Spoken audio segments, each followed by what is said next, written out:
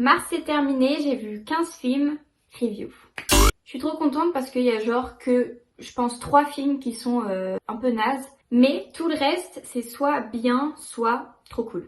Le premier film que j'ai vu, c'est Une femme en jeu de Anna Kendrick qui est sorti en 2023 et je crois que c'est un film Netflix. En tout cas, il est sur Netflix. Et c'est son premier long métrage. Alors moi, je la connais en tant qu'actrice, comme je pense absolument tout le monde. Parce qu'elle a joué dans l'iconique Pitch Perfect. En vrai, pour un premier film, c'est pas mal. Mais il est pas nul, mais genre il est pas extraordinaire comme film. C'est un film que j'ai vu avec une copine, donc je l'ai vu en français. Je pense que je l'aurais jamais regardé toute seule. Je lui ai mis 2,5. Donc l'histoire, ça se déroule à la fin des années 70, là où tous les tueurs en série existaient aux États-Unis. On va suivre le personnage de Cheryl, qui est joué par Anna Kendrick du coup, qui est une actrice qui souhaite se faire connaître et qui va participer à une émission télé, un dating show. C'est un peu comme Tournée Manège. Et dans un de ces hommes, il y a le tueur en série. En fait, le film il se déroule sur plusieurs années. Donc on voit les passages de l'émission télé et en même temps on a des flashbacks du tueur en série qui tue des victimes. Bon après comme j'ai dit, je trouve pas le film mauvais, mais je le trouve pas fou. Deuxième film que j'ai vu, The Ring de Hideo Nakata qui est sorti en 1998 et c'est un rewatch. En fait, je voulais lui redonner une chance parce que on l'avait vu avec mes copines l'année dernière, je crois, et j'avais pas du tout aimé. En fait, je l'avais trouvé trop nul, mais je me suis dit redonnons-lui une chance parce que en même temps, c'est genre un peu un petit classique des films d'horreur. Donc je me suis dit bon, je vais le regarder et en plus de ça, je me suis dit là, je vais le regarder toute seule. Donc je pense que je vais avoir peur et je vais peut-être plus le kiffer. C'est un film d'horreur japonais et ça joue sur la légende d'une cassette qui serait maudite. Donc on va suivre l'histoire de Reiko qui est une journaliste qui enquête sur la cassette maudite. Cassette qui après avoir été regardée semble provoquer la mort de ceux qui l'ont visionnée dans les 7 jours. Alors qu'elle visionne la même cassette, Reiko commence à découvrir de sombres secrets derrière cette malédiction qui est liée à une mystérieuse jeune fille nommée Sadako.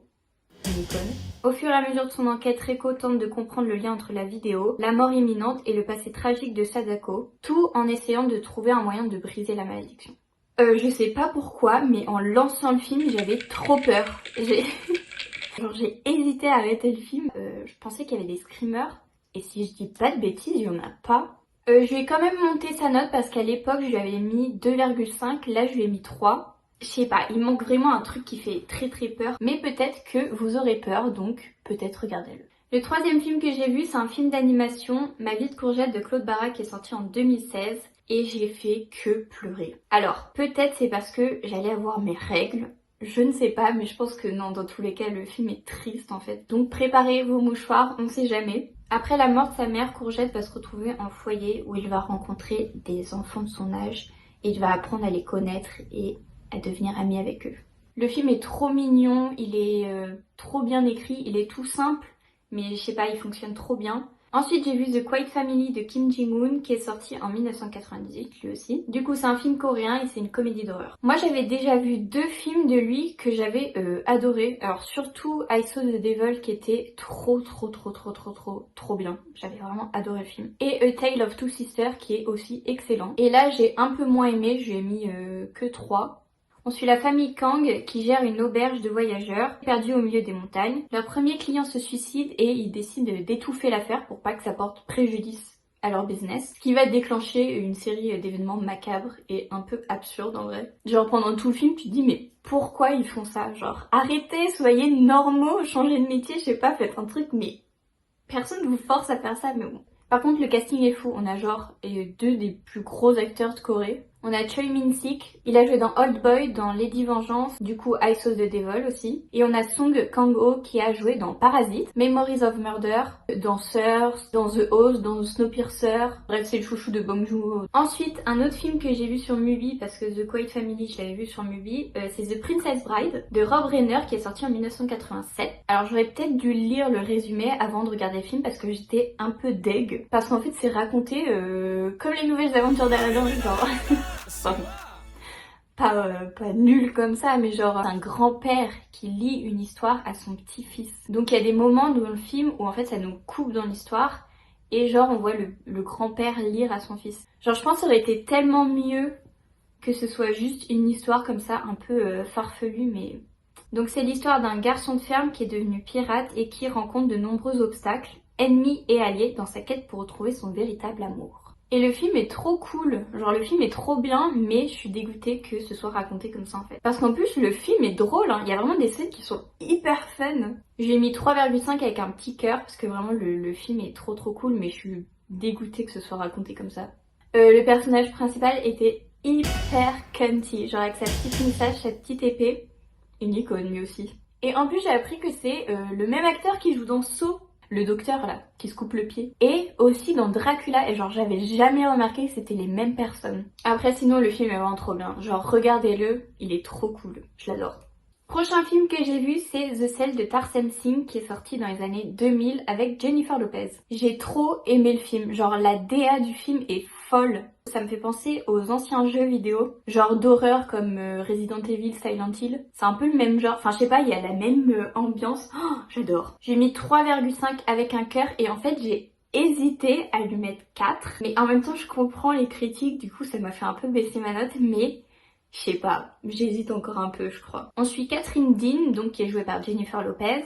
Une jeune psychologue participe à l'expérimentation d'un procédé thérapeutique révolutionnaire qui permet de lire les pensées des patients inconscients. Jusqu'à présent, elle n'a travaillé que sur les cas d'un jeune garçon plongé dans un coma profond. Et alors que le FBI est sur le point d'arrêter Carl Stager, un redoutable meurtrier en série, ce dernier tombe dans le coma et à partir de là, elle va devoir rentrer dans sa tête. Et genre vous vous doutez que en fait dans sa tête c'est là où tout se passe le plus intéressant en fait parce que c'est là où c'est le plus beau, mais c'est genre l'imaginaire est fou. Je connaissais pas du tout le film et en fait j'ai vu une scène sur TikTok, donc merci TikTok en fait, genre une scène et ça m'a tellement intriguée, j'étais en mode mais qu'est-ce que c'est que ce film?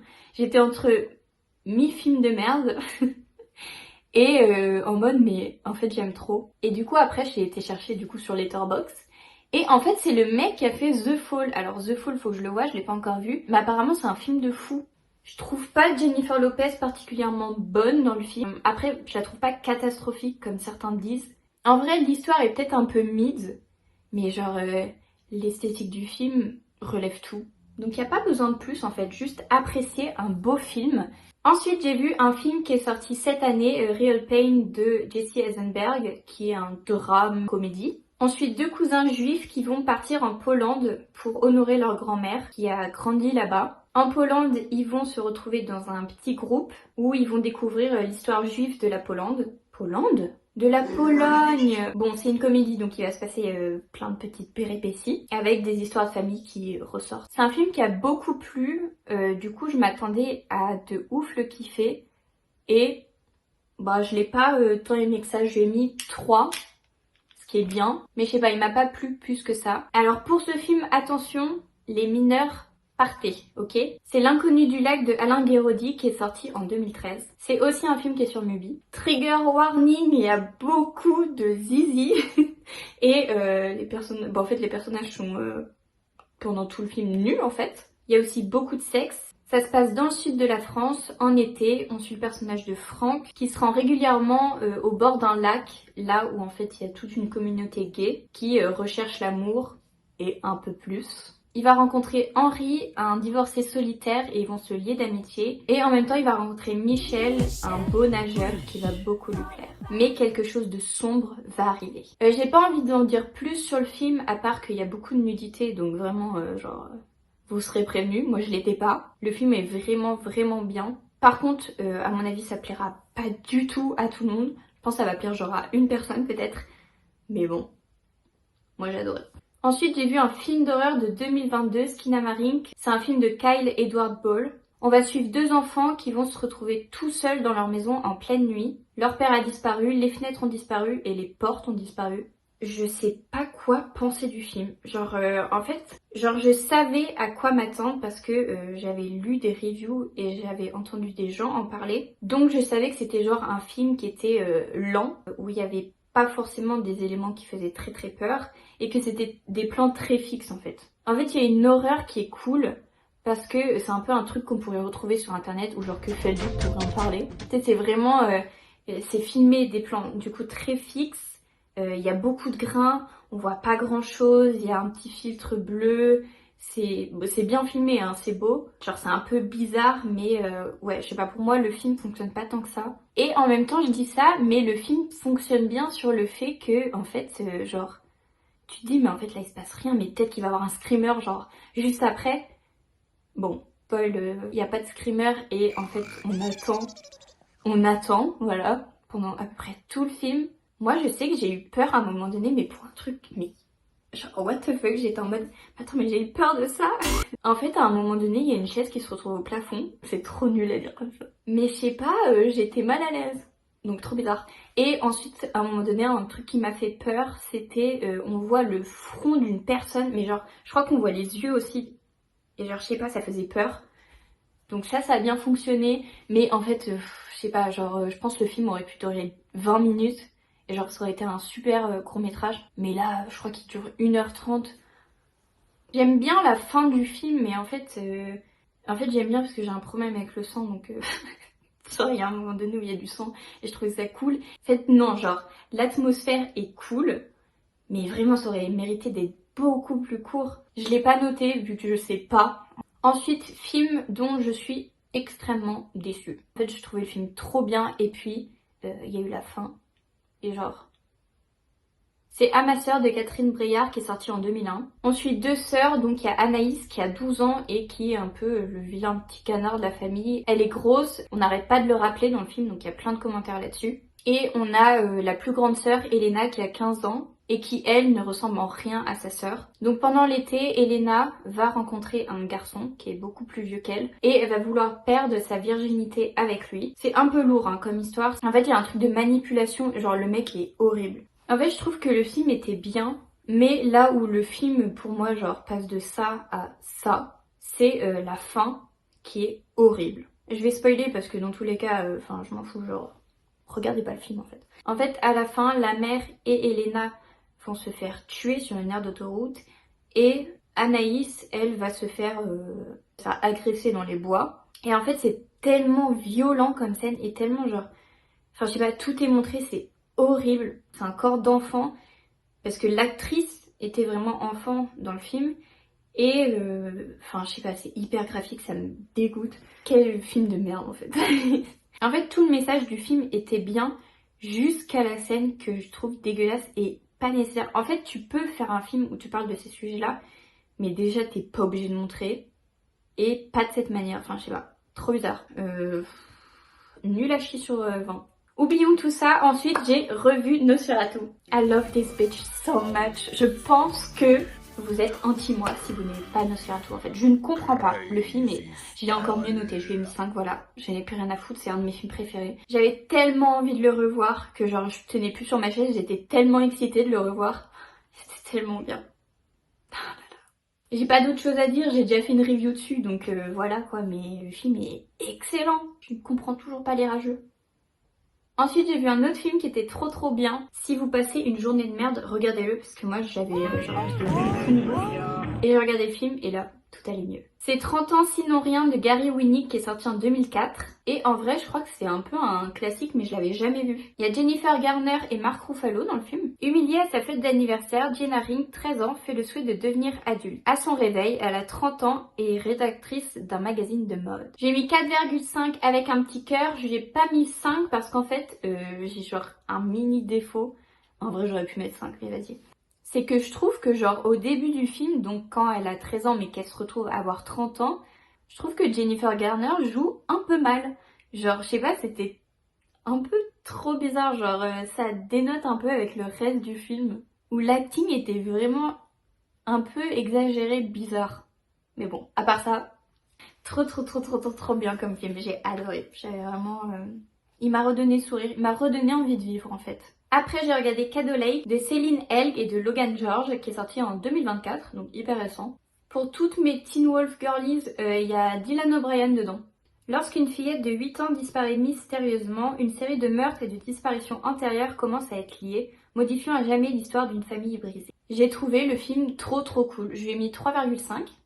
J'avais tout compris au film parce que j'ai un cerveau énorme.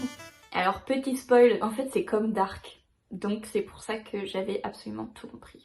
parce que c'est un truc de genre... En fait, ils passent à un endroit, du coup, dans le lac, et en fait, ça les fait traverser dans le temps. Et à chaque fois qu'ils repassent à cet endroit-là, ça les fait revenir dans un truc de temps, et genre, du coup, vous savez, ça fait comme Dark, genre la fillette, en fait, c'est la mère d'un des personnages, et en fait, du coup, ce personnage, c'est genre le frère d'un personnage, enfin bref.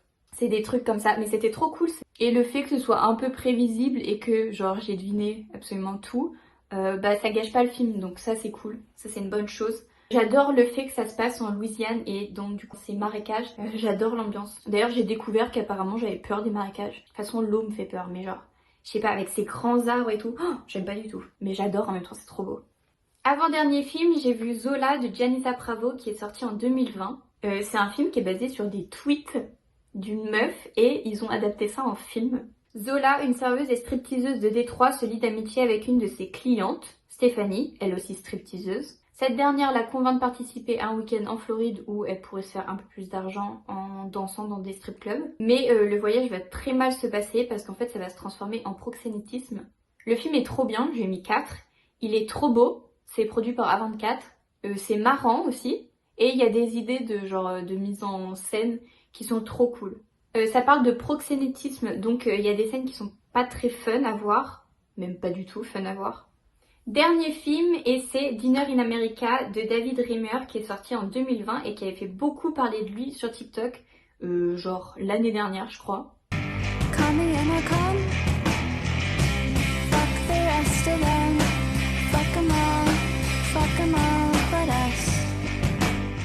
Il y a Kyle Garner dedans. Et là, il joue un des personnages principaux, donc Simon, qui est un chanteur de groupe de rock qui sort tout juste de rehab et qui va rencontrer Patty, une meuf qui est un peu mal à l'aise en société, qui a pas d'amis, qui se fait marcher dessus. On va suivre leurs petites aventures jusqu'à ce que Simon l'emmène à son concert de punk. Bon, désolé, le résumé est nul à chier, j'arrive pas à résumer le film. Au pire, regardez le résumé sur Letterboxd et puis voilà. J'ai passé un trop bon moment devant le film. C'était trop bien. Genre, j'ai hésité à lui mettre 4, j'ai mis 3,5 parce qu'en fait, là aussi, je comprends les critiques. En fait, il y a plein de moments dans le film où ils disent des slurs et je comprends que ça gêne. Genre, moi aussi, j'étais en mode, mais... Enfin, c'est bon, calmez-vous, waouh! Mais en même temps, tous les personnages peuvent pas être parfaits dans les films. Genre, là, Simon, le mec, il est hyper agressif. En vrai, c'est un peu une merde, hein. Genre, il est violent, il dit du coup plein de slurs. Pas très punk, Simon, pas très punk. Des fois, tu peux être un personnage principal et être une merde. C'est pas grave. Tous les personnages ont un grain, hein. Donc il n'y a pas de fou du bus, il n'y a pas de folle du bus, ils sont tous pareils. Ils ont tous un pet, mais ça rend le film génial en fait. C'était trop bien. J'ai passé un trop bon moment en fait. Si vous savez pas quoi regarder, en plus de ça, il est pas très long. Donc ça se regarde comme ça là. Enfin bref, voilà. Sur ce,